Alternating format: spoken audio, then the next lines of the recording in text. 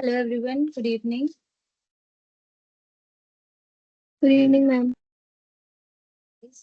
So, sorry for last time. Today we are going to learn about frontal lobe, also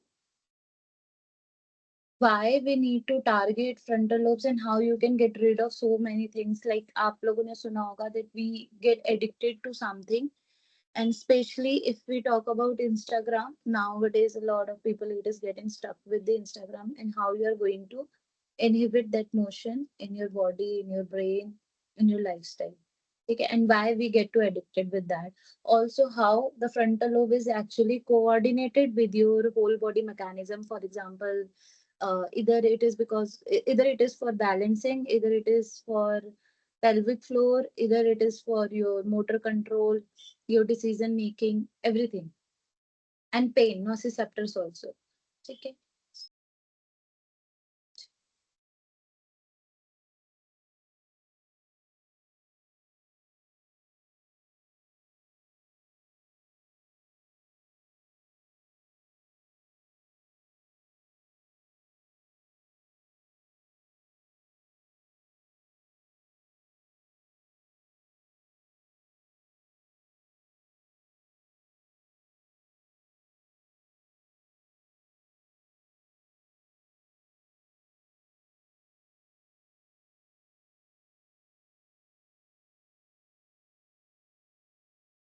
जहाँ पे जो भी चीजें समझ नहीं आए आप मुझसे पूछ सकते हो, सो दैट जो भी आप समझ रहे हो या जो भी आप पढ़ रहे हो वो इजी टू अंडरस्टैंड हो. जरूरी नहीं है कि सब कुछ आपको समझ ही आ जाए.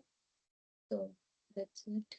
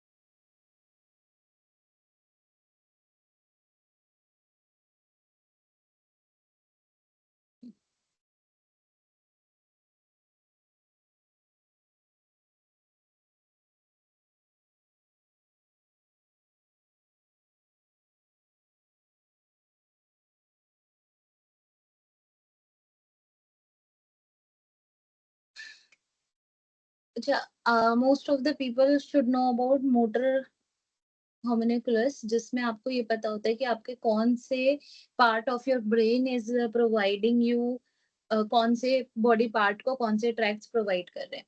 ये हमने अपनी आई थिंक 9th 10th में भी पढ़ा है, 11th 12th में भी पढ़ा है. दो student have been studying that, तो उन्हें पता होगा.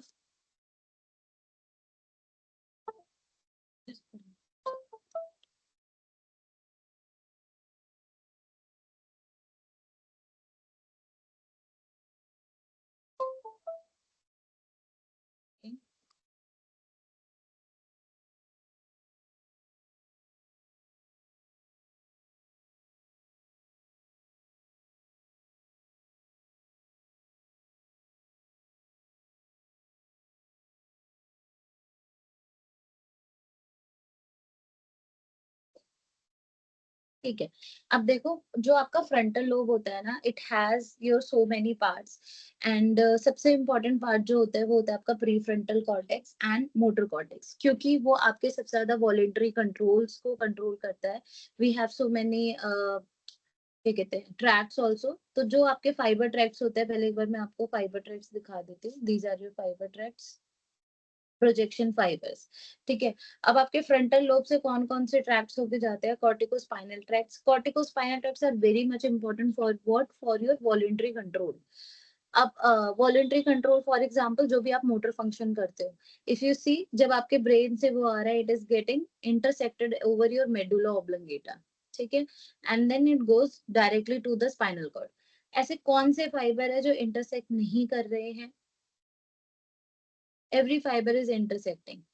ऑल्सो ऑल टुगेदर जो भी आपके फाइबर्स यहाँ से नीचे जाते हैं, जैसे इधर it's corticopontine tract, corticobulbar tract and corticospinal tract, और इधर मीडियल लेमिनिस्कस, ये सारे कौन से ट्रैक्ट हैं? कॉर्टिकोबल्बर मतलब जो आपके फेस के लिए यूज हो रहे हैं, जो भी आपकी फेस की ओरल फेशियल मूवमेंट्स होती हैं, that is known as corticobulbar tract. Always remember, if you are going to target your pelvic floor muscles or anything for the balancing also, तो आपको उस समय जब आप बैलेंस कर रहे हो, because for the balancing you need to make decisions. आप कोई भी लाइफ में बहुत इंपॉर्टेंट पार्ट करते हो, अपनी लाइफ में कोई भी इंपॉर्टेंट वर्क करते हो, तो at that period of time you need to do decision making, right? And if your decision is not right at the particular time, तो क्या होगा? वो चीजें खराब हो जाएंगी, राइट? तो इसीलिए if you are going for any balancing training or something, then you mostly need what? To activate your frontal lobe. Okay.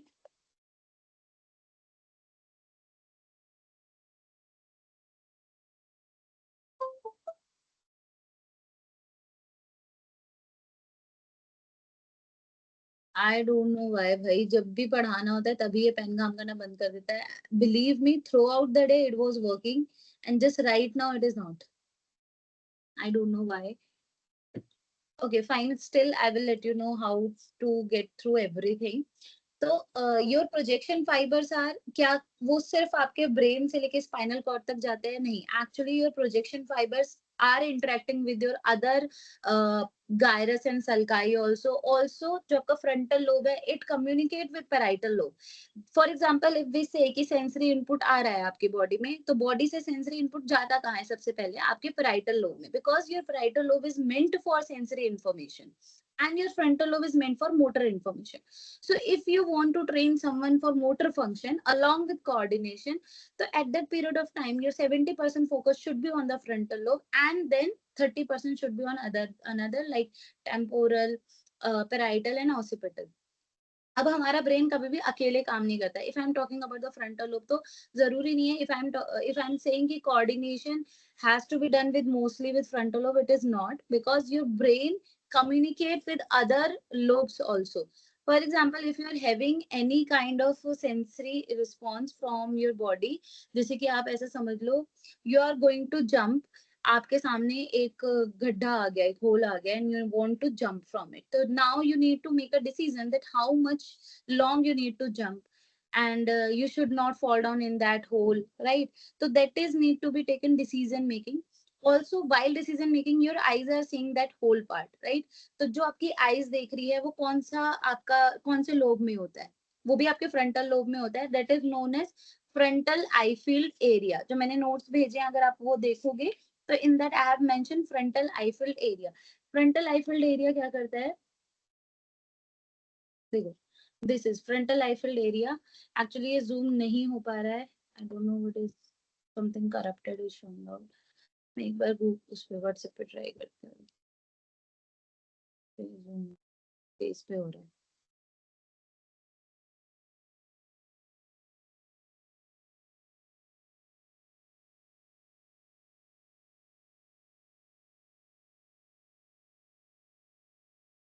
मेरी इसकी अगले पिछले अगले जन्म के कोई तो दुश्मनी होगी.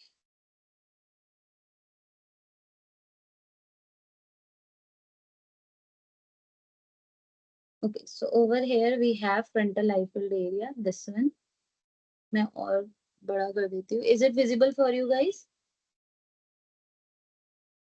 ठीक है ना?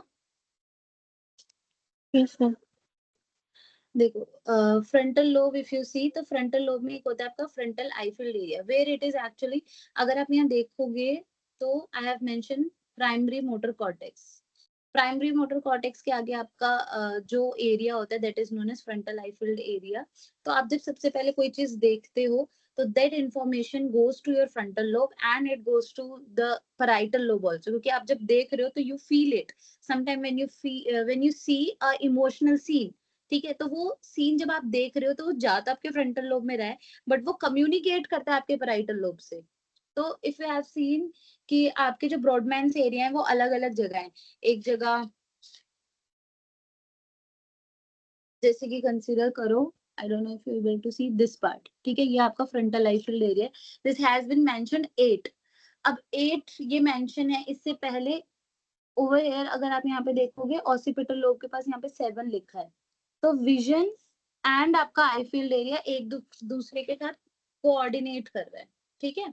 तो इसीलिए your only frontal lobe is not working, you are seeing, then your frontal eye field area is working, then executive function जो 9 Brodmann's area होता है वो executive function में आता है कि now what you need to execute, वो आपके decision planning में आता है, ठीक है। देन वापस से आप पैराइटल लोब में जाते हो टू फील दैट इमोशन, ठीक है। तो whenever you are seeing something, either it's emotional, either it's anger issue, आप कुछ ऐसा देख रहे हो जिससे आपको गुस्सा आया, तो at first it is going from your frontal eye field area along with your occipital lobe, and then you are feeling it like from your parietal lobe you are having all the sensory information, and then also सिर्फ आपका ये जो vision है, आप जब vision में देख रहे हो तो आप कुछ सुनते भी हो, तो vision along with hearing, in this condition your temporal lobe is working. If something is not about hearing, ऐसी कोई ऐसा कुछ सीन है, ऐसी कोई सिचुएशन है where you are not hearing anything but you are only seeing that condition, for example कोई किसी की डेथ हो गई, किसी को कोई बीमारी है, कोई कुछ कह नहीं रहा but you are seeing it, तो that is actually going in your brain and your brain is thinking about that condition.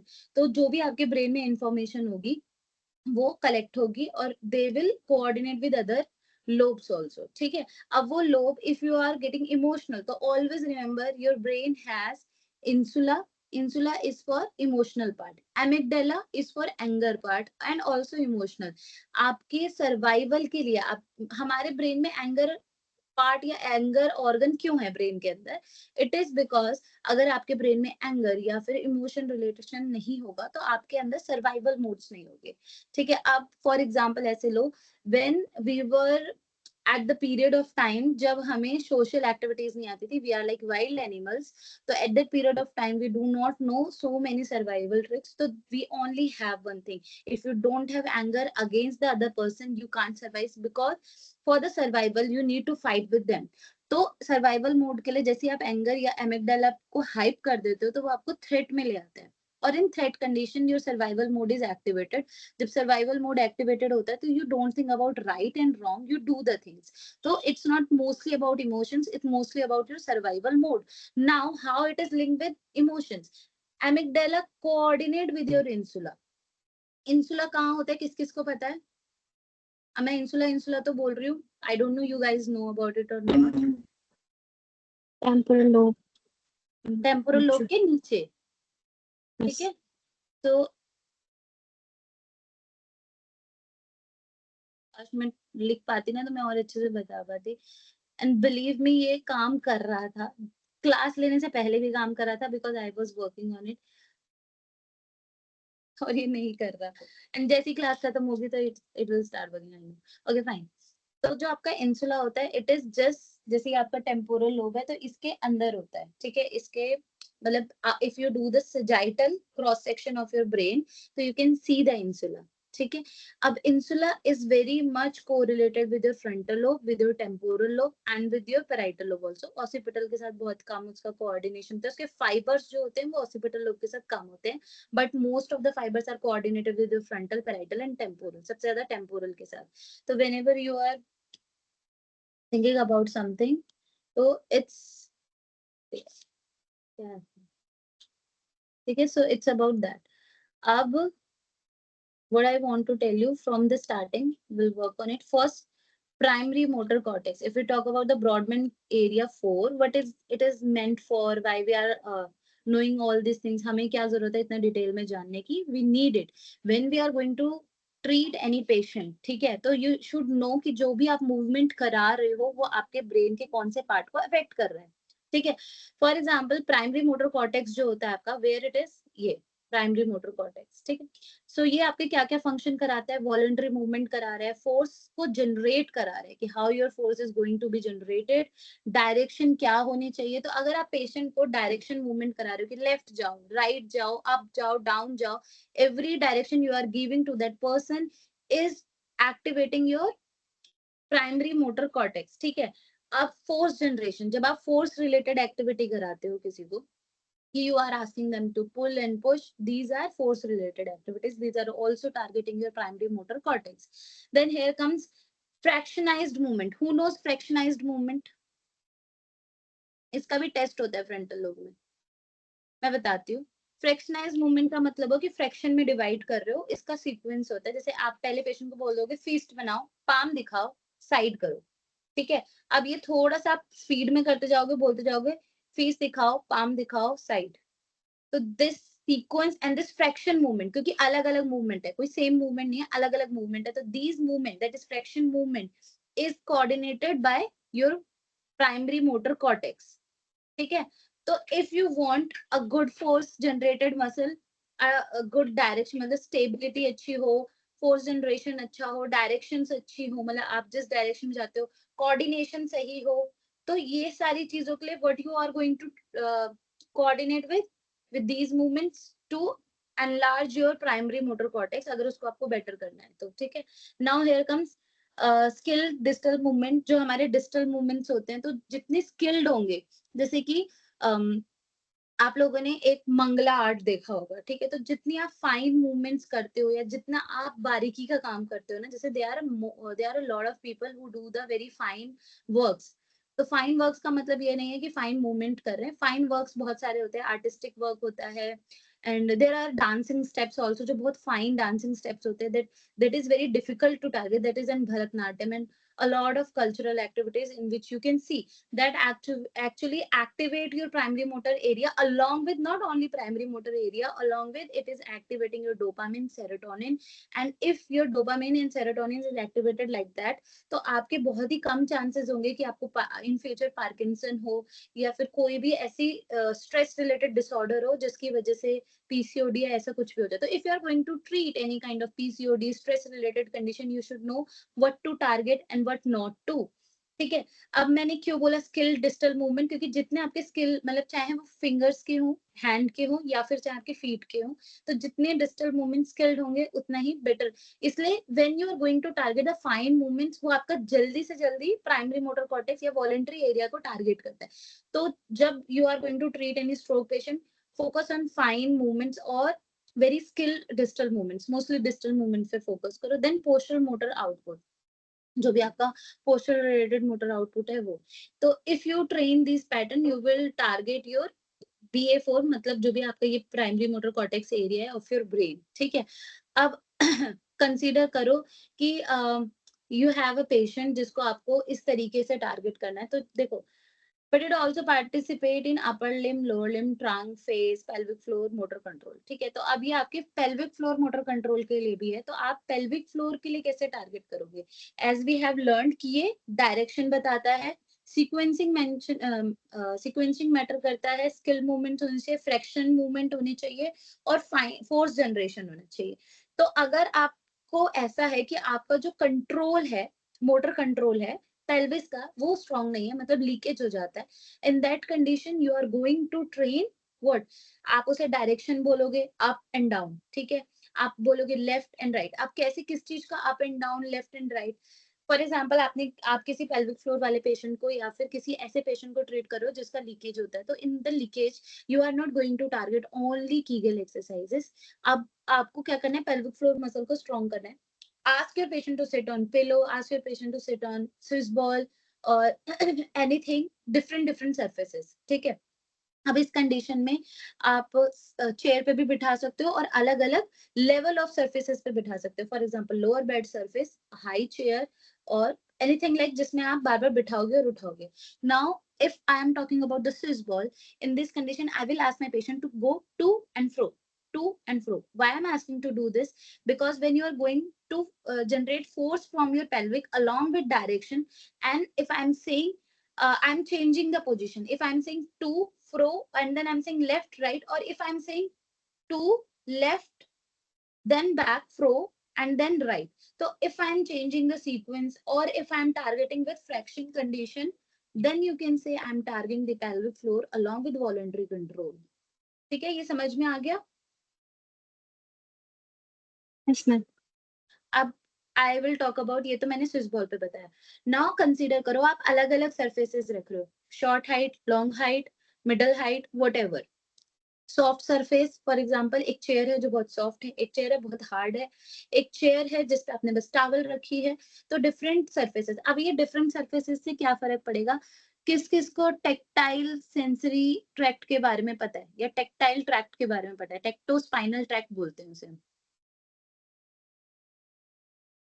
किसी को नहीं पता टेक्टो स्पाइनल ट्रैक्ट के बारे में? हम्म। देखो, टेक्टो का मतलब होता है कि कोई भी, जैसे टेक्सटाइल से समझो कि कोई भी चीज का आपको फील होना कि वो क्या है, वो सरफेस क्या है, सॉफ्ट है, हार्ड है, रफ है, व्हाट इट इज। तो जैसे कि अगर मैं इस कॉपी को पकड़ रही हूँ तो I can tell that this is a spiral book, right, this spiral book. If I am holding this mouse तो I can say okay, without seeing, eyes close है मेरी, and I can feel it, or I can tell you that this is a mouse, this is a plastic, this is a paper, or this is a cloth. So this information is about tectospinal tract, ठीक है। अब मैंने क्या बोला, अलग अलग surfaces पे रखने को, अलग अलग हाइट पे रखने को। Why about the height, what will height do? Height का मतलब हुआ कि आप डायरेक्शन तो आपने बता दी, अब इसमें पोस्चरल कंट्रोल होगा, क्योंकि जब आप अलग अलग हाइट पे रखोगे you need to control your posture along with directions. आप अलग अलग डायरेक्शंस में चीजों को रख सकते हो। अब जब हम लोअर सरफेस पे किसी को बैठाएंगे अलोंग विद सॉफ्ट सरफेस है, तो जब वो बैठेंगे तो pelvic floor has to work like that. at the movement change the position, change the surface, soft के बाद आप हार्ड पे बिठाओ, शॉर्ट के बाद आप लॉन्ग हाइट पे बिठाओ, तो change the positions that will give the information, sensory information to the brain. That sensory input goes to your frontal cortex and it will give you the output. ठीक है। अब किसी को अगर यूएमएन की वजह से ऐसा कुछ हो रहा होगा, तो एलएमएन से तो इन्फॉर्मेशन ऊपर गई, यूएमएन से इन्फॉर्मेशन नीचे नहीं आ पाएगी। किसी भी एक्शन के लिए एक रिएक्शन, मतलब किसी भी रिएक्शन के लिए एक एक्शन होना जरूरी है। तो बॉडी में सेंसरी इन्फॉर्मेशन तो गई, बट उसका रिएक्शन नहीं हो पा रहा है। व्हाई? Because UMN lesion. तो if someone is having somewhere lesion, अब आप कंसिडर करो कि आपका ब्रेन है, ठीक है। अब ब्रेन में आप, आपके प्राइमरी मोटर कॉर्टेक्स पे क्या है, एक लीजन हो रखा है, लेकिन प्री मोटर कॉर्टेक्स या फ्रंटल आई फील्ड एरिया पे लीजन नहीं हो रखा। और यू कैन से कि आपके somatosensory area, somatosensory area, right, it is sorry supplementary motor area पे आपके लीजन नहीं हो रखा है, सिर्फ प्राइमरी मोटर एरिया पे हो रखा है। तो पता है क्या होता है, ये जो भी फाइबर्स होते हैं ना, ये एक दूसरे से इंटरलिंक्ड होते हैं।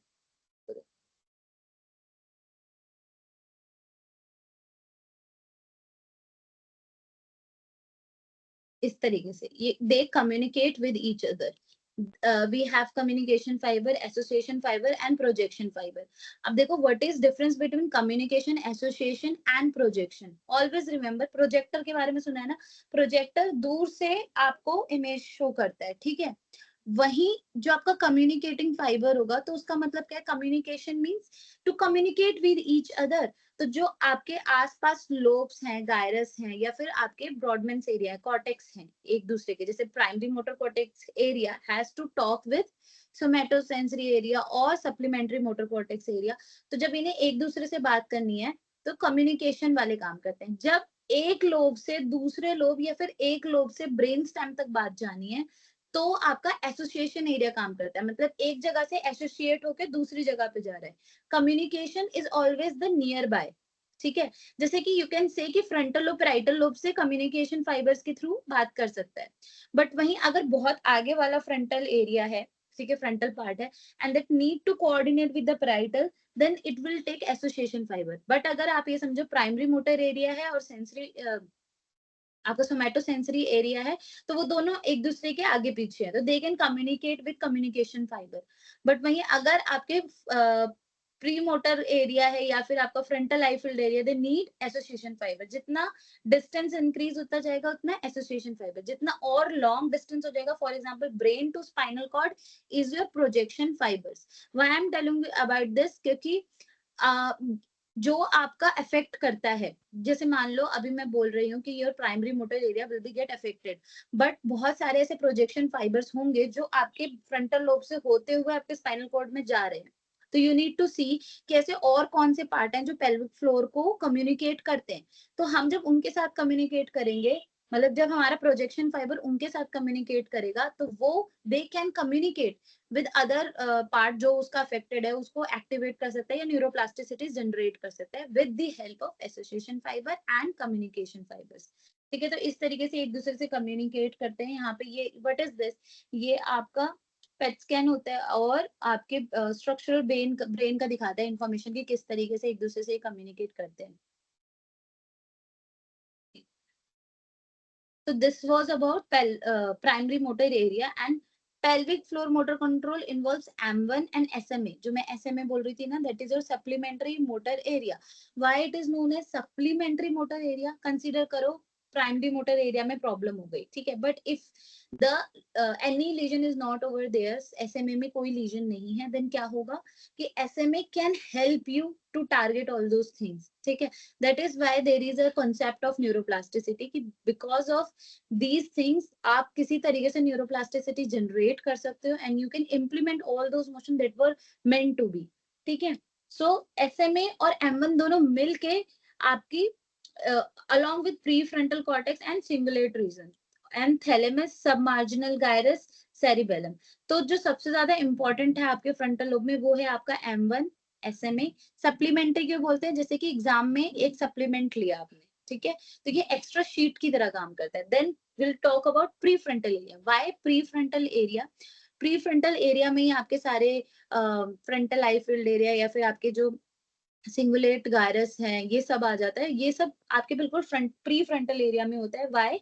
बिकॉज आपने देखा होगा कि पहले के टाइम में नहीं, जब बच्चे छोटे होते हैं तो आप उनको एक साउंड प्रोड्यूस करते हो, ठीक है, कि वो जो आवाज होती है उसके थ्रू दे कैन यूरिनेट और you can show how to do it, कैसे बैठना है, क्या करना है। तो everything is about vision also.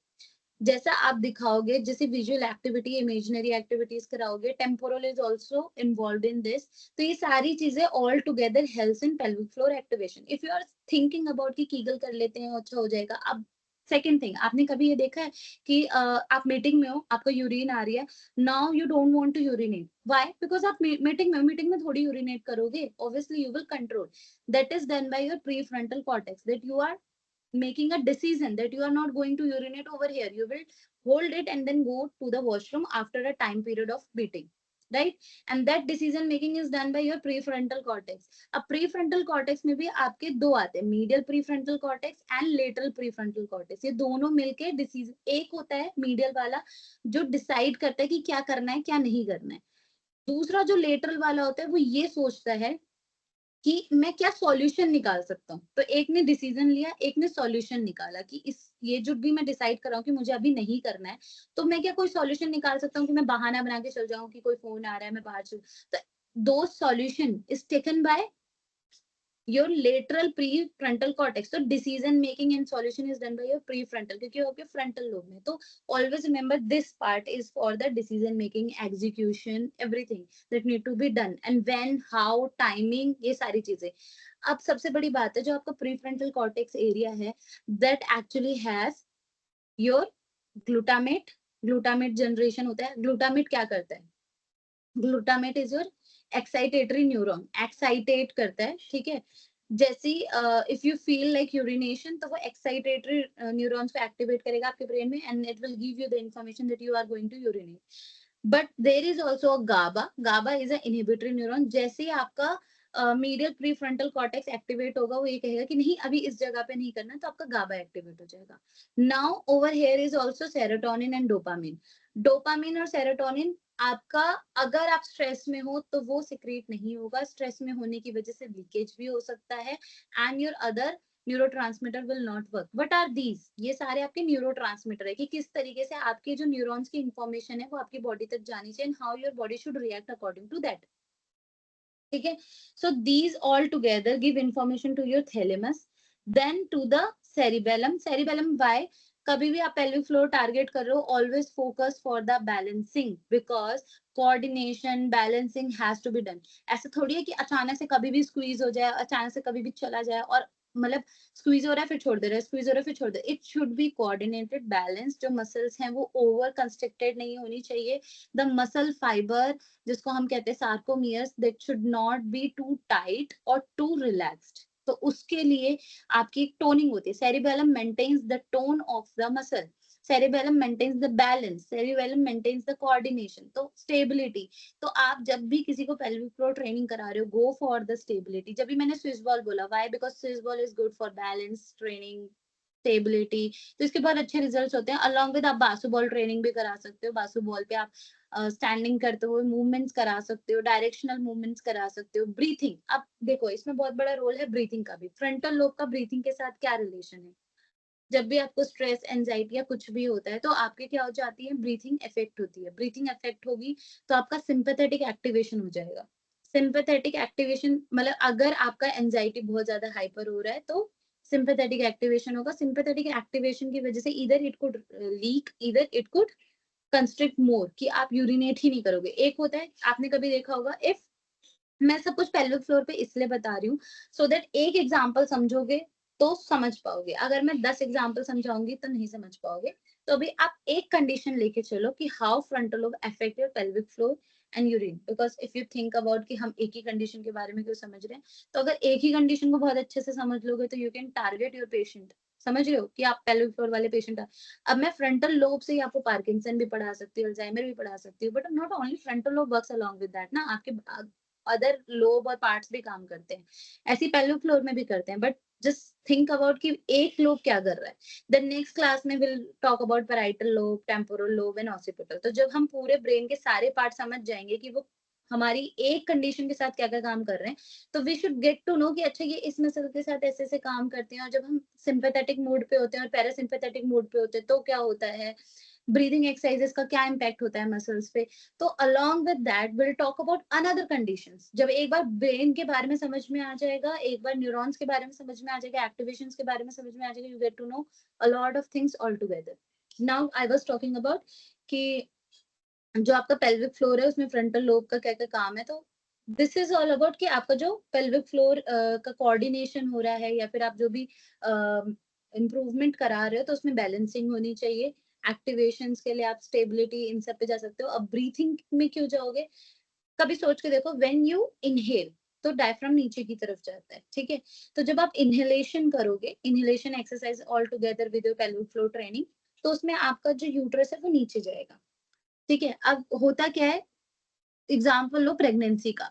In pregnancy आपका यूरेथ्र जो यूट्रस है वो तो आपका फैलता ही है, उसके साथ आपका यूरेथ्रा भी फैलता है, ठीक है। उसमें भी चेंजेस आते हैं, उसमें प्रेशर भी बहुत चले जाता है। तो क्या होता है, उसमें प्रेशर जाने की वजह से क्या होता है, बहुत ज्यादा जल्दी यूरिनेशंस होते हैं प्रेग्नेंट लेडीज को, वो कंट्रोल नहीं कर पाते हैं, they have a leakage issues. तो उसके बाद यू नीड टू टारगेट, क्योंकि उसपे ऑलरेडी बिकॉज ऑफ प्रेगनेंसी उसपे बहुत ज्यादा प्रेशर था। So will you go with the inhalation exercises और द एक्सहेलेशन एक्सरसाइजेस, बताओ। इनहेलेशन से नीचे की ही तरफ और प्रेशर पड़ेगा क्योंकि डायफ्राम आपका नीचे जाएगा। अगर Exhalation. आप, सॉरी, एक्सलेशन एक्सरसाइजेस। राइट, तो हम एक्सहेलेशन पे जाएंगे when we need to control the leakage along with pelvic floor control. समझ में आया? राइट श्वेता, ठीक है। तो हमेशा सोचना है कि जो भी आप कंडीशन करने जा रहे हो ट्रीट, इससे क्या इम्पैक्ट पड़ने वाला है। अब एवरीवन नो कि राइट साइड का जो डायफ्राम होता है वो थोड़ा बड़ा है, थोड़ा ज्यादा स्ट्रांग होता है कंपैरेटिवली टू लेफ्ट साइड, ठीक है। अब उससे क्या इम्पैक्ट पड़ेगा आपके यूरेथ्रा पे या पेल्विक फ्लोर पे। जब भी आपका पेट ज्यादा होता है, किसी इंसान का पेट ज्यादा है and they have a leakage issues, और जब आप डायफ्रामेटिक एक्टिविटी कराते हो या फिर आप ब्रीथिंग एक्टिविटी कराते हो या फिर आप एक्सहेलेशन करते हो, तो यू नीड टू सी कि क्या उनका डायफ्राम जब आप करा रहे हो, तो जब आप एक्सहेल कर रहे हो तो राइट वाला ऑलरेडी अप तो नहीं जा रहा। इन सम कंडीशन, मैं पहले बता दूं, you need to check the diaphragm activity all along, sideways करके साइड में लेटाओ पेशेंट को और डायफ्राम एक्टिविटी चेक करो, राइट साइड की भी लेफ्ट साइड की भी, साइड लाइंस में ब्रीथिंग कराओ, diaphragmatic breathing, inhalation exhalation both. Because in some cases right side already up की तरफ और चले जाता है because of pressure, belly part, all this things, ठीक है। तो इनहेलेशन में उसे नीचे जाना चाहिए डायफ्राम को, ठीक है। अब लेकिन हमें ये पता है कि already there is a lot of pressure on the urethra, तो आप कैसे कराओगे? You can start with the side line breathings. Side line breathing इसलिए कंसीडर करो, अगर आपका राइट का अप जा रखा है तो आप साइड लाइन में लेटाओगे पेशेंट को। You can go with the inhalation over the right side, then आप इधर लेटाओगे and then you can go with the exhalation of the left side. अब आप कहोगे मैम अलग अलग तो हो ही नहीं सकता, बट होता क्या है, जब आप साइड लाइन में आते हो ना, तो जो आपकी रेस्टिंग पार्ट होता है ऑन द बेड, वो इतना वर्क नहीं करता है। कौन सा वाला पार्ट ज्यादा वर्क करता है? जो अपर साइड में होता है, ऊपर की तरफ। ठीक है, कभी लेट के देखना, व्हेन यू इनहेल और एक्सहेल, तो जो अपर साइड वाला पार्ट होता है, अपर रिब्स या फिर अपर लंग्स, जो ऊपर की साइड होगी, वो आपकी ज्यादा काम करेगी। ठीक है, तो इसलिए मैं बोल रही हूँ, ऐसा नहीं कि नीचे का नहीं काम करेगा, obviously it is going to work, but आप रेजिस्टेंस के साथ आप उस पार्ट को ज्यादा एक्टिवेट करा सकते हो for whatever part you want to train. If you want to train exhalation, if you want to do inhalation. अब अगर हम मिड पार्ट की बात करें कि if we are training with Swiss ball, हम उस पर बैठा के इनहेलेशन एक्सहेलेशन जो भी हम करा रहे हैं, तो target where you are feeling, क्योंकि आपने कई बार देखा होगा कि दोनों तरफ की पेल्विक फ्लोर्स थोड़े से डिफरेंट होते हैं। मान लो जिसमें कि हमें पेल्विक अलाइनमेंट भी डिफरेंस देखने को मिलती है ना? तो आप उस केस में, मान लो जो भी केस है, मेरा राइट साइड है, अगर वो ज्यादा अप हो गया, तो I will ask the patient to push the pressure from the right pelvis more and should not push from any left side. ठीक है, सिर्फ राइट साइड से ऐसे हल्का सा पुश करो। Now do the exhalation from your stomach और whatever you want to do। तो जब ऐसा आप करोगे, जैसे मैंने अभी किया है, मैं राइट से नीचे पुश कर रही हूँ, now I am doing exhalation, तो फील करो, खुद करके देखो। ठीक है, आप क्या करो, लेफ्ट पैर को थोड़ा सा ऊपर रख लो, राइट पैर को थोड़ा नीचे रखो। मेरे नीचे टेबल है, तो मैंने अपना लेफ्ट लेग अप रखा है, राइट लेग मैंने थोड़ा नीचे रख लिया इस तरीके से, और हल्का सा मैं यहाँ से अपनी हिप से, राइट हिप से नीचे पुश कर रही हूँ and I will exhale. Ultimately मेरी लेफ्ट साइड ज्यादा काम कर रही है। करके देखो, डू यू फील इट? और किस किस को फील हो रहा है? बिकॉज जब तक आप खुद नहीं करोगे, you are not going to target with your patients. जब तक आपको खुद नहीं फील हो रहा, whatever you are going to do and how it is going to target, patient भी पूछ सकता है कि कहाँ फील होगा, क्या फील होगा, how you are going to tell, you should feel it first. ठीक है, किसी ने ट्राई किया? नहीं किया? Yes, ma'am. फील हुआ? श्वेता ने किया एंड वंश ने किया। Yes, ma'am. ओके, ठीक है, so this is how you are going to target. और इसी तरीके से ना हम बहुत सारी एक्टिविटीज और बहुत सारी एक्सरसाइजेस खुद से बना सकते हैं। पहले आपको खुद करके देखना है, इज इट वर्किंग और नॉट, फिर पेशेंट पे कराओ। और ऐसा नहीं है कि आप ये नहीं करा सकते, बुक्स में लिखा हुआ है कि इस तरीके से हो रहा है, तो मैंने ये कौन सा थोड़ी कहीं और से पढ़ा है, मैंने भी तो बुक से पढ़ा है ना। एंड मैंने तुम लोगों को शायद, जो मेरे फिजियोथेरेपी मास्टर क्लास वाले बच्चे हैं, उनके साथ मैंने शेयर भी किया हुआ है कि विच books I am teaching from. ठीक है, तो मैं उन सब में से पढ़ा रही हूँ, न्यूरो मैकेनिक्स में से पढ़ा रही हूँ, आपकी जो न्यूरो साइंस है उसमें से पढ़ा रही हूँ, न्यूरो फिजियोलॉजी में से पढ़ा रही हूँ। तो it takes time to make notes and all, so this is all about now. ये तो थोड़ा सा ये है कि आपका एसएमए क्या करता है। एसएमए जो है आपका, वो क्या है, सप्लीमेंट्री मोटर एरिया, वो आपकी मोटर प्लानिंग करता है, इनिशिएशन करता है एंड कोऑर्डिनेशन में हेल्प करता है ऑब्वियसली। ठीक है, तो अगर मान लो किसी का प्राइमरी मोटर कॉर्टेक्स अफेक्टेड है, जो कि आपका फ्रैक्शन मूवमेंट कराता है, ये वो, तो आप पहले किसको टारगेट करोगे? अगर आपका एसएमए सेफ है, वहां पे कोई लीजन नहीं है, तो आप इनिशिएशन मूवमेंट्स और कोऑर्डिनेशन मूवमेंट्स पे फोकस करोगे, जहां का भी आपका मूवमेंट चला गया होगा बिकॉज ऑफ दैट पार्ट। तो आप कोऑर्डिनेशन एक्सरसाइजेस कराओ, इनिशिएशन एक्सरसाइजेस कराओ, मोटर प्लानिंग करो। मतलब मोटर प्लानिंग कैसे कराओगे? आप पेशेंट को कोई भी एक टास्क दोगे एंड आस्क टू प्लान कि हाउ ही इज और she is going to perform that motion. ठीक है, तो प्लानिंग भी करेंगे, सोचेंगे भी, तो भी बहुत इफेक्ट पड़ता है। अब okay, I was talking at first कि कैसे आपका इंस्टाग्राम इफेक्ट कर रहा है, तो चलो ये अभी नहीं, लास्ट में बताएंगे, छोड़ो। देन प्री फ्रंटल कॉर्टेक्स आपका क्या करता है? कॉन्शियस डिसीजन मेकिंग, ठीक है, behavioural control and continence related control. Continence is about your pelvic floor, that I told you. Then cingulate cortex motivation कराता है, emotional interoceptive aspects and coordination of bladder pelvic floor behaviour. देखा? अब आप पूछो cingulate कहाँ होता है, let me tell you where is your cingulate.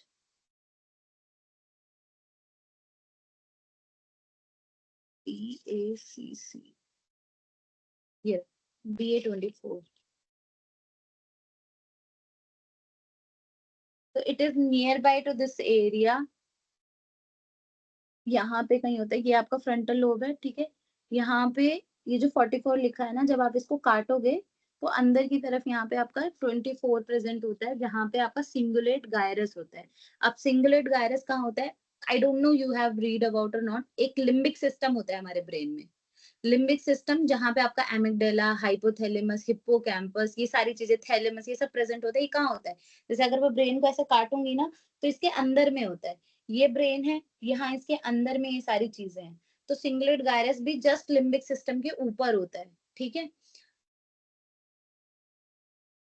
एक minute, I think I have pictures में, जो मैं दिखाती हूँ।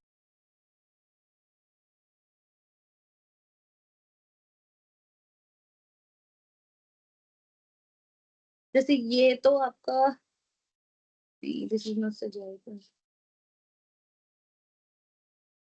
अभी तो नहीं है मेरे पास, बट नेक्स्ट टाइम में मैं कोशिश करूंगी कि मैं दिखा सकूं कहाँ होता है। बट ऐसे समझो कि ऐसे बीच में से आपने काटा, तो ऊपर से इतना छोड़ के सेंटर में, बिल्कुल सेंटर जहाँ पे लिम्बिक सिस्टम होता है, उसके जस्ट अबव में होता है आपका सिंगुलेट कॉर्टेक्स। देन इंसुला मैंने बताया ही, it is toward your behind your temporal lobe, ठीक है। अब इंसुला क्या करता है? Awareness of internal visceral sensation, जो भी अंदर की विसरल सेंसेशंस होती हैं, उसकी अवेयरनेस हमारे ब्रेन को कराता है कि अंदर क्या हो रहा है। मेरे पेट में गुड़गुड़ हो रही है, मेरे ब्रेन में हार्ट बीट तेज तेज हो रही है, I can feel the motion, जैसे मैं पानी पी रही हूँ, आई कैन फील कि वो मेरे पेट तक जा रहा है।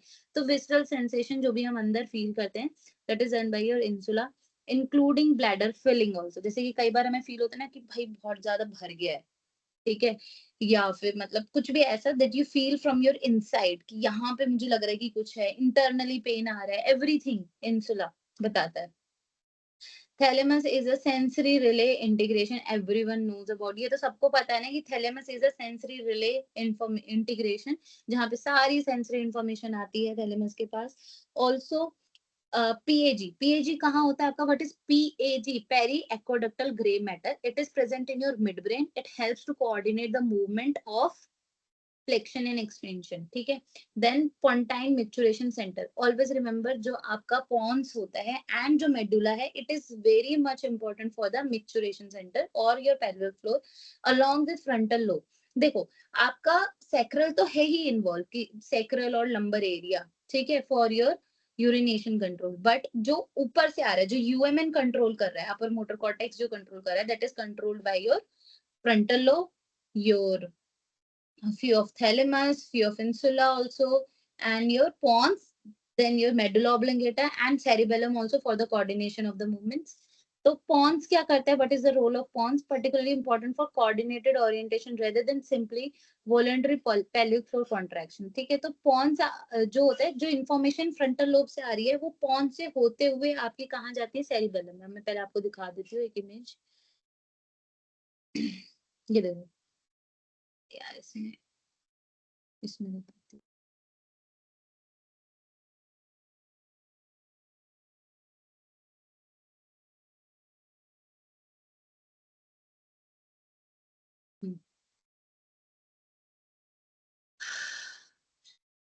ये देखो, दिख रहा है ना? ये है कॉर्टिको पोंटाइन ट्रैक्ट। ये क्या है? सेरिबेलम, ठीक है। It is coming from frontal lobe. So frontal lobe से आ रहा है, जा रहा है सेरिबेलम में, राइट। तो actually it is going in the cerebellum from pons. So it is coming from cerebral cortex of the frontal lobe going to the pons. This is your pons, and it is reaching toward the cerebellum. ठीक है। अब आप कहोगे इसमें medulla oblongata का क्या role है? अब ये सेरिबेलम से यहाँ से वापस भी तो आएगा, आपके स्पाइनल कॉर्ड में जाएगा। तो जब ये सेरिबेलम से वापस आता है, तो it goes to the medulla oblongata and then it goes to the spinal cord. And two nerves are very much important: hypogastric nerve that is coming from T10 to L1, and then parasympathetic nerves or sacral nerve, that is your S1 S2, that is important for your maturation center also, or you can say urination part, ठीक है। तो hypogastric nerve, why it is important? कभी आपने देखा होगा जब आपको gas बन जाती है, तो आपका जो यूरेथ्रा होता है, वो काफी ज्यादा ऐसा लगता है कि बहुत ज्यादा भर गया है, क्योंकि बिकॉज ऑफ द प्रेशर, ठीक है। And it is very hard to void, voiding नहीं होती है, वॉइडिंग कम हो जाती है इन अ गैस्ट्रिक इश्यूज। तो अगर आपकी हाइपोगैस्ट्रिक जो नर्व है वो एक्टिवेट ज्यादा हो जाए या फिर आपको गैस एसिड प्रॉब्लम है, तो ऐसे में वॉइडिंग बहुत कम हो जाती है पेशेंट को। रीजन क्या है, वॉइडिंग क्यों कम हो जाती, कोई बता सकता है?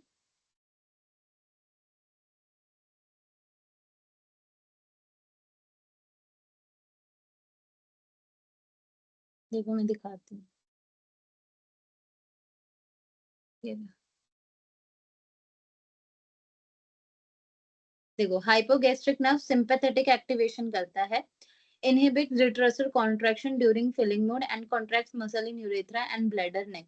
अब ये क्या करता है, ये किस चीज को इनहिबिट कर देता है, डिट्रेसर मसल को ये, और क्या कर देता है, कॉन्ट्रैक्ट करता है muscles in urethra and bladder neck, यहाँ पे कॉन्ट्रैक्शन ज्यादा हो जाता है यहाँ पे, ठीक है। तो इसकी वजह से क्या होगा, जो ये आपका जो डिट्रेसर कॉन्ट्रैक्शन है वो तो इनहिबिट हो गया, अब आपका यहाँ पे कॉन्ट्रैक्शन ज्यादा होगा तो यूरिन इसी में ही रहेगा, यूरिन नीचे नहीं जा पाएगा। तो हाइपोगैस्ट्रिक नर्व क्या करती है, सिंपैथेटिक एक्टिवेशन करती है, जिसकी वजह से वॉइडिंग नहीं हो पाती है। एंड आपका S2 S4 is for sacral maturation centre, और यहीं पे आपका पैरासिम्पैथेटिक एक्टिवेशन भी होता है जो कि हेल्प करता है अनअपोज इम्पल्सेस मेक डिट्रेसर कॉन्ट्रैक्ट। तो डिट्रेसर मसल्स आपकी कॉन्ट्रैक्ट होंगी, तो जब ये कॉन्ट्रैक्ट होगी तो क्या होगा, यूरिनेशन हो पाएगा, समझ गए? Because hypogastric muscle is a sympathetic muscle, तो sorry not muscle, sympathetic nerve, जिसकी वजह से डिट्रेसर कॉन्ट्रैक्शन इनहिबिट हो जाता है, और आपकी जो यूरेथ्रा और ब्लैडर ऑफ नेक है यहाँ पे, ये क्या होता है, ये ज्यादा टाइट हो जाता है, देखो आपको दिख रहा है नहीं ऐसे किया हुआ, तो ये ज्यादा टाइट हो जाएगा और इसकी वजह से यूरिन बाहर नहीं निकल पाएगा। वहीं जो आपका पैरासिम्पैथेटिक एक्टिवेशन होता है, that is done by your S2 and S4, is help to do the contraction of your detrusor muscle, जो कि ये है आपकी, जब ये कॉन्ट्रैक्ट होगी तो यहाँ से यूरिन निकल पाएगा। क्लियर हो गया, दोबारा तो रिपीट नहीं करूं। Also pudendal nerve is a somatic nerve, it gives information to your bladder to void और control, मतलब ये एक तरीके से कंट्रोल करने के लिए, ठीक है। क्लियर हुआ, नहीं हुआ? Yes, sir. देखो एक चीज में मास्टर कर जाओगे वो बेटर रहेगा, ज्यादा बहुत सारी चीजें सीखने से, ठीक है।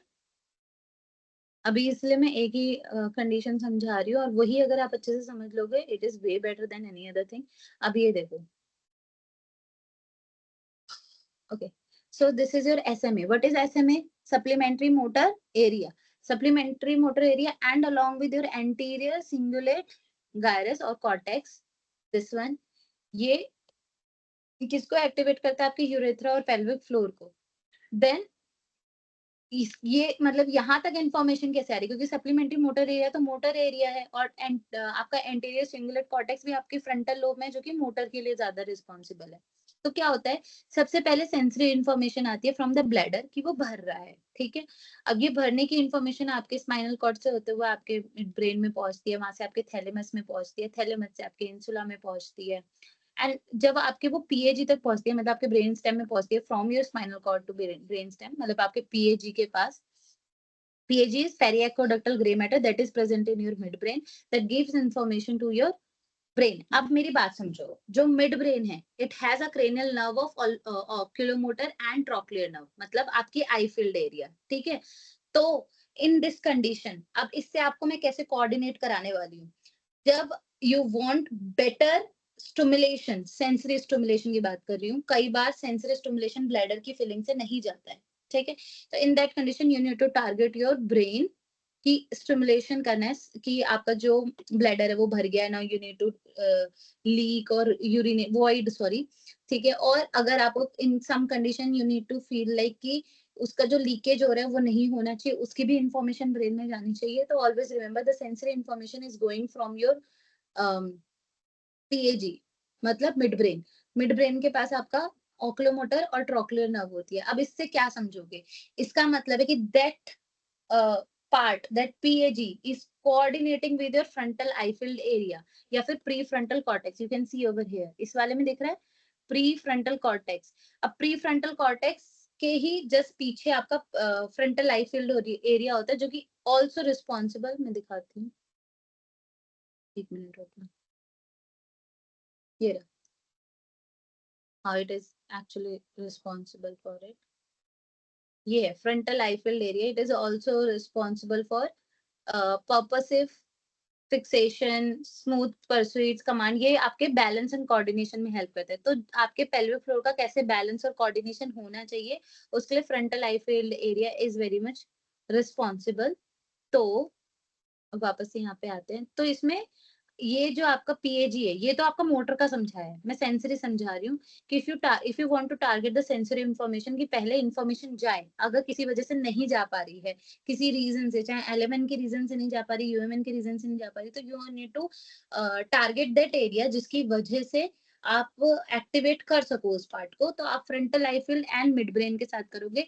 You need to go for pursuits के लिए जा सकते हो, या फिर आप ऐसी इमेज दिखाओगे कि it is feeling, it is not feeling, तो उस तरीके से आप इमेजिनरी रिस्पॉन्सेज के साथ एक्टिवेट कर सकते हो। उसमें फिर आपका जो आपका मिड ब्रेन है with prefrontal eye field area, वो प्री फ्रंटल कॉर्टेक्स को एक्टिवेट करेगा। प्री फ्रंटल कॉर्टेक्स आपका एसएमए या फिर डीएएसी को एक्टिवेट करेगा, and then it is going to activate your parahippocampal area. What is parahippocampal area? Hippocampus वो होता है जिसके पास आपकी सारी मेमोरी इंफॉर्मेशन होती है आपकी बॉडी की, how it is working, where you had a scar, when you have a operation, what kind of operation, how you get injured, तो every kind of information की स्टंट डला था, यहाँ पे ये हुआ था, तो जो भी आपकी बॉडी में कुछ हुआ हो उसकी सारी मेमोरी इंफॉर्मेशन आपके हिप्पोकैम्पस में रहती है।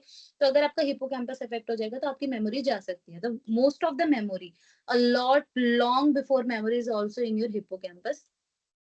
हिप्पोकैम्पस में जाता है again target your mid brain, insula पे जाएगा, आईपीएफसी के पास जाएगा, फिर सॉरी एलपीएफसी के पास जाएगा, that is a lateral prefrontal cortex, middle prefrontal cortex. And जैसे लेटरल और प्री मिडल क्यों बोला था, लेटरल आपको आइडिया देगा कि क्या कर सकते हो, मिडल डिसाइड करेगा कि अच्छा ये करना है कि नहीं करना है। तो जब ये कहेगा कि करना है तो ये पीएजी पीएमसी करेगा। What is PMC? Primary motor cortex area. What is primary motor cortex area? जो ये कहेगा कि आपको एक्शन क्या करना है। What is a primary motor area? वो कॉर्टेक्स जो आपको वॉलंटरी मूवमेंट कराता है। तो ये पूरा घूम फिर के ये एक दूसरे के साथ डायरेक्ट कांटेक्ट नहीं करते हैं, एक कभी इधर जाएगा, वो उधर जाएगा, वो एक दूसरे से कांटेक्ट करेंगे, and then it will again go to the mid brain. Mid brain ये कहेगा कि ठीक है प्राइमरी मोटर कॉर्टेक्स को बोल दो कि वो वर्डिंग करे, फिर प्राइमरी मोटर कॉर्टेक्स इंफॉर्मेशन देगा, पैरासिम्पैथेटिक इंफॉर्मेशन, क्योंकि अभी मैंने बताया कि पैरासिम्पैथेटिक एक्टिवेशन आपका वॉइडिंग कराता है, वहीं सिंपैथेटिक एक्टिवेशन आपका क्या कराता है, कॉन्ट्रैक्शन। ठीक है, ओके। सो फिर ये आपके पास इंफॉर्मेशन जाएगी आपके स्पाइनल कॉर्ड से, then it is going toward this urethra and it will voiding, ये वॉइडिंग रिफ्लेक्स था।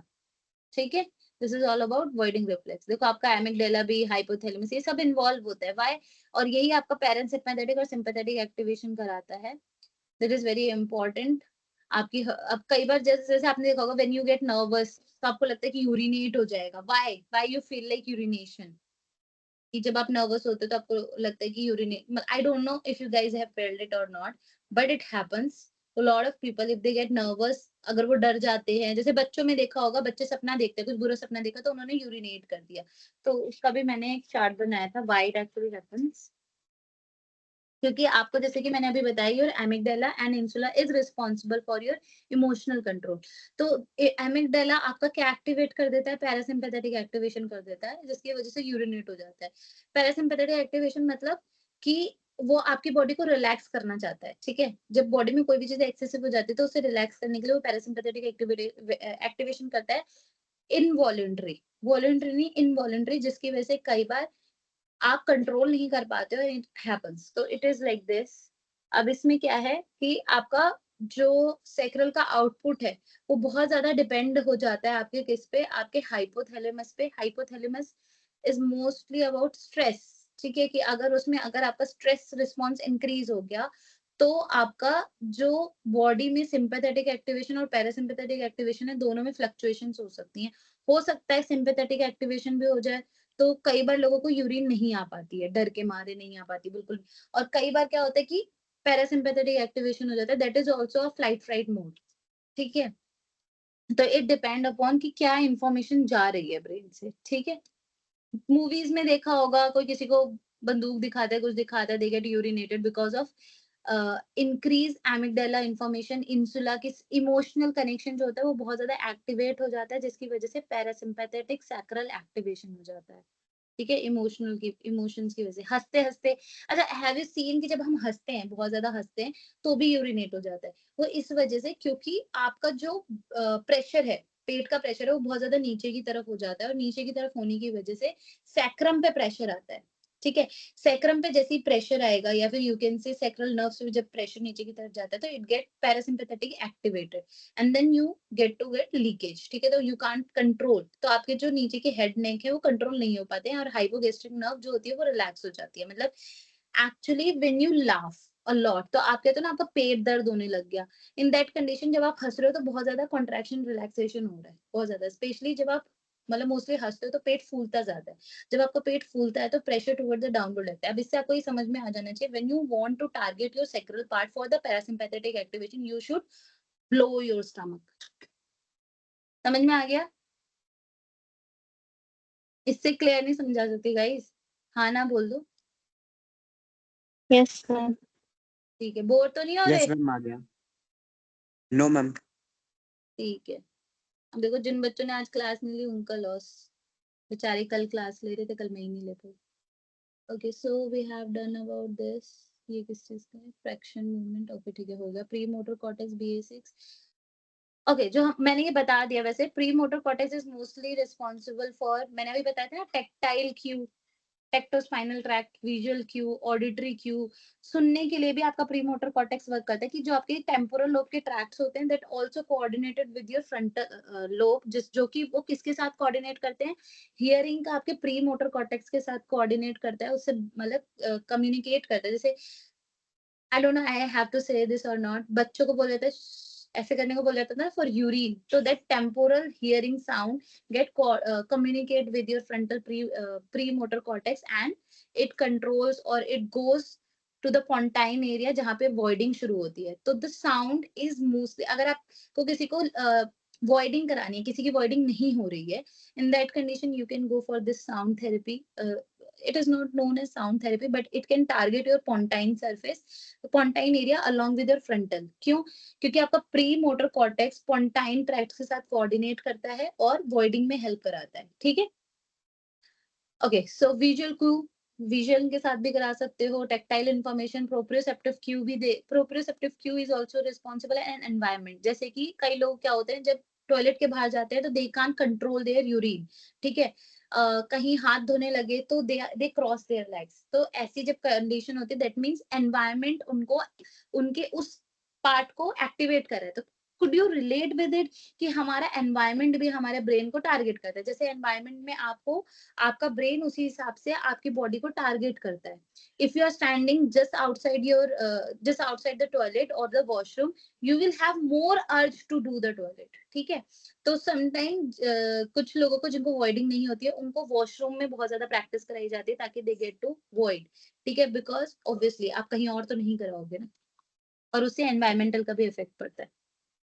तो this is how it goes. ये मैंने पेंसिल से बनाया था, इंटरनली और एक्सटर्नली कैसे इफेक्ट करता है।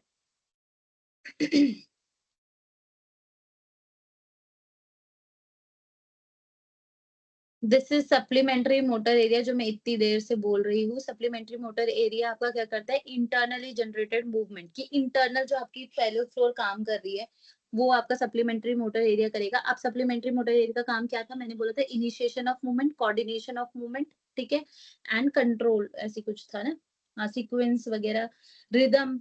ठीक है, ये सब मेंटेन करता है आपका सप्लीमेंट्री मोटर एरिया। तो जब आपको सप्लीमेंट्री मोटर एरिया को टारगेट करना है, you should focus on bilateral contraction. Always remember bilateral contraction, sequencing. ठीक है, ऑब्वियसली सीक्वेंस ऐसे ऐसे, सीक्वेंस कैसा है? ठीक है, ओ, मुझे नहीं पता कैसे हो गया। Internally generated movement, motor initiation, कि कैसे इनिशिएट करोगे movement, complex movement sequence.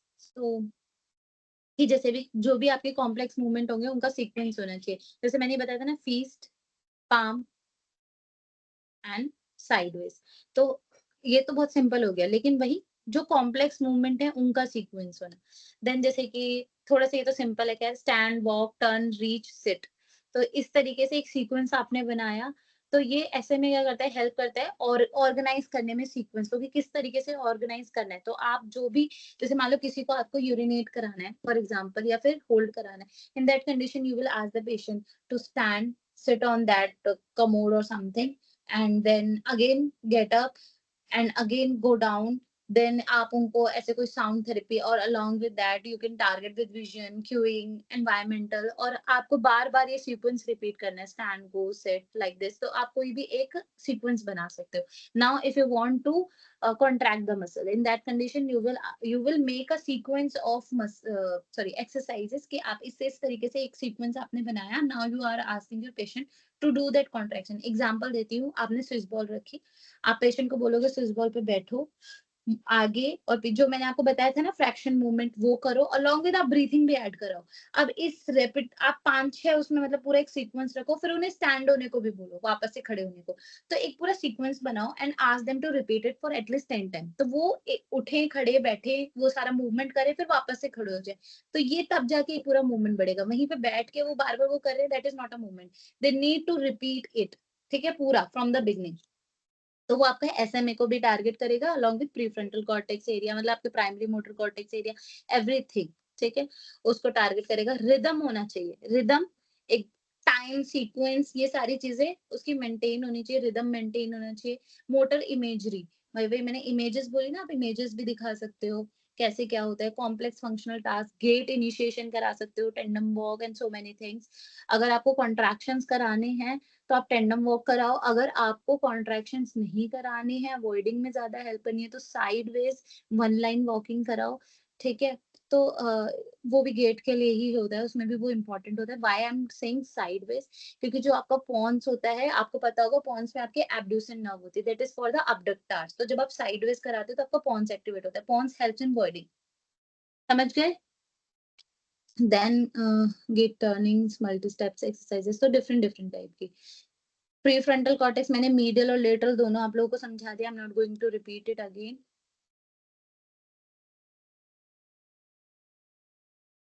Anterior cingulate cortex और gyrus, whatever you want to say, ये आपके मोटर एफर्ट, कितना आप एफर्ट लगा रहे हो, क्या प्रिपरेशन है मोटर की, एक्शन मॉनिटरिंग क्या है, एरर डिटेक्शन की क्या। और always remember the cingulate cortex is also responsible for your pain nociceptive fibres, जो भी आप पेन फील करते हो उसके लिए बहुत ज्यादा रिस्पॉन्सिबल होता है। आपके हार्ट रेट को मेंटेन करता है, बीपी को मेंटेन करने में हेल्प करता है, मतलब इसमें पार्टिसिपेट करता है। सिंपैथेटिक रेगुलेशन, मतलब आपका जो सिंगुलेट गायरस है या सिंगुलेट कॉर्टेक्स है, वो सिंपैथेटिक एक्टिवेशन करता है। रिमेंबर, अगर ये सिंपैथेटिक कर रहा है रेगुलेशन एसीसी, तो ये किस में हेल्प करेगा, ये लीकेज ना होने के लिए हेल्प करेगा, वॉइडिंग नहीं होने देगा, समझ गए। वही पॉन्स आपका पैरासिम्पैथेटिक एक्टिवेशन कराता है, समझ गए। तो अगर हम फ्रंटल लोब को कर रहे हैं तो हम will target more for the contractions and all those things, ठीक है।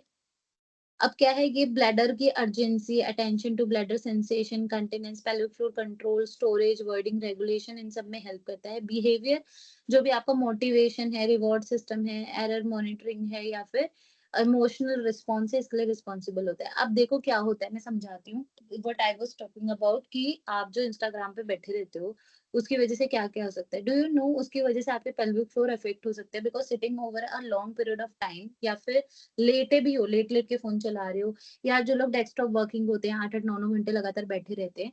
एंड एक हो गया बैठना, एक हो गया एक ही चीज को स्क्रॉल करना। When you do most of the scrolling, scrolling आपकी एक तो ऑक्यूलोमोटर और ट्रोक्लियर नर्व को बहुत ज्यादा फैटिक कर देता है। फैटिक करता है तो किस चीज को एक्टिवेट कर रहे हो, किस चीज को बहुत ज्यादा फैटिक कर रहा है, पीएजी को। What was PAG was doing, it was giving you sensory information that you need to do voiding or do contraction, whatever you want to do, those things are done by your PAG। अभी मैंने बताया था। and where is PAG, in mid brain।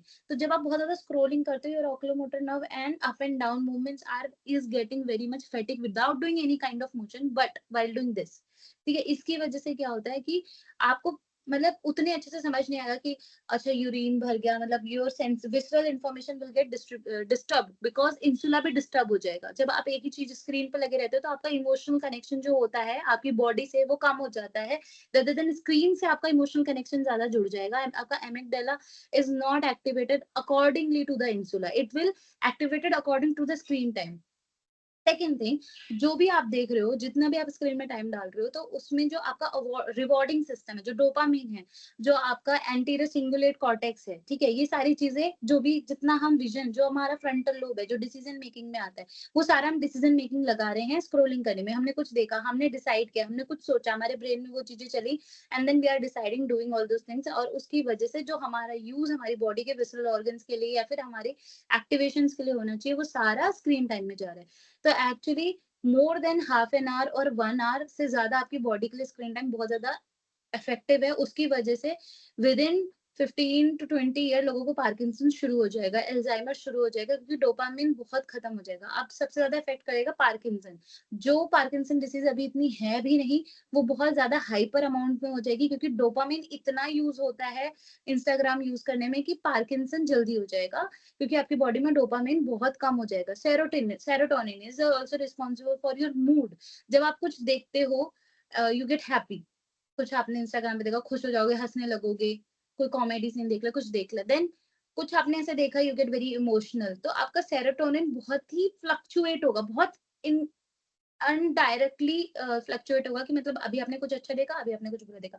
Eight a one time you are smiling, at a one time you are crime. तो ये mostly तब होता है जब हार्मोनल चेंजेस बहुत फ्लक्चुएट होते हैं। मोस्टली लोगों को पीसीओडी में बहुत देखने को मिलता है, तो this screen time is also affecting this, ठीक है। तो जरूरी नहीं है कि फीमेल्स में देखने को मिलेंगे, फिर it will affect the mails also.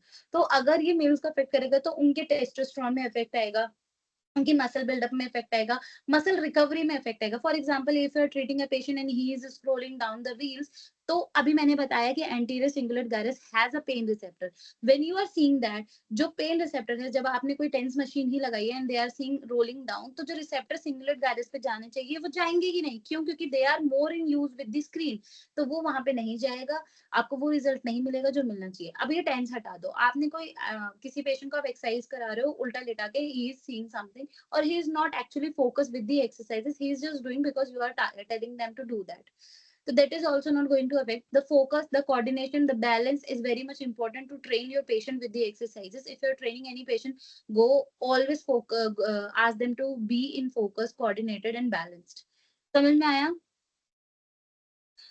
Also, मैंने Yes, अभी पीछे ma'am. बताया था कि primary motor area, premotor cortex, all things are very skilled, बहुत स्किल्ड होने चाहिए, फाइन मूवमेंट्स होने चाहिए। If you want to inhibit your screen time, do drawings, do skill movements, कुछ कुछ बनाओ, कुछ भी करो, बहुत छोटी छोटी बहुत फाइन मूवमेंट वाले काम करो, क्योंकि जितना ज्यादा फाइन मूवमेंट्स करोगे, बहुत ज्यादा कंसंट्रेटेड रहोगे, फोकस रहोगे, आप डिसीजंस ले पाओगे, कंट्रोल करोगे। और जो भी आपने बहुत एक, मान लो आपने कुछ भी बनाया, नहीं भी आता बनाना, कुछ भी करो, बहुत सारे ऐसी कोई फॉर एग्जाम्पल कोई उर्दू के वर्ड्स हैं, ठीक है, या फिर ऐसा समझ लो कोई भी ऐसे जापानीज या फिर कुछ कोरियन है जिनको आप लिखने की प्रैक्टिस करो, जो ऐसी चीजों जो बहुत डिफिकल्ट है और बहुत बनाना या उसे लिखना बहुत मुश्किल है, when you are going to do that, वो करके उसे फाड़ दो, फाड़ के फिर वापस से उसे लिखो। Because when you get to know कि जब आप कोई चीज लिख रहे हो बहुत ही एफर्ट डाल के, फोकस कंसंट्रेशन करके, and still you are just vanishing it out, तो you will get to know कि आपको कैसे अपनी बॉडी पे या अपने ब्रेन पे कंट्रोल करना है। क्योंकि आप जब स्क्रीन टाइम देखते हो या आप कोई भी चीज ऐसा करते हो जिसके बाद आप ये कहते हो मैं 5 मिनट बाद नहीं करूंगा, लेकिन आपका 1 घंटा कब निकल जाएगा आपको पता नहीं चलेगा, राइट। तो उस चीज के लिए क्या चाहिए होता है? ब्रेन कंट्रोल, जो कि हमारा खत्म होता जा रहा है। अगर ब्रेन कंट्रोल खत्म हो जाएगा तो we are not actually controlling our life, the phone, the other things are controlling, the people are controlling, then you are easy to manipulate, ठीक है। तो ये सारी चीजें, it will help you control your all activities. This is all about today. Thank you class for joining. मैंने सारे आपको notes वगैरह दिए हुए हैं, you can go with it, it will help you out. ठीक है, कैसी लगी क्लास? बहुत अच्छी क्लास थी मैम। बढ़िया। Thank you everyone. मस्त एकदम। Okay, good night, we'll meet in next class, that is our parietal lobe. Good night, अच्छा, ये ma'am. मैंने, okay, good night.